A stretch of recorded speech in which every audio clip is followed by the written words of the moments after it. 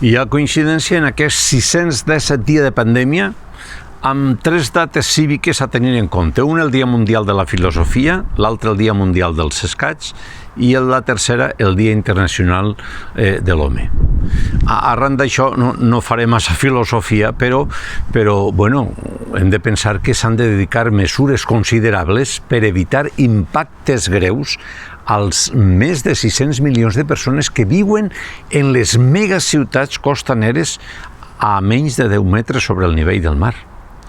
Escolteu, si volem estabilitzar el clima en un valor acceptable de temperatura, hem de reduir les emissions de carboni.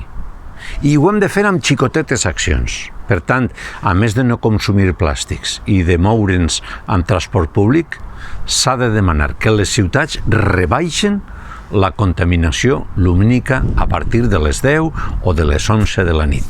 Ja està bé.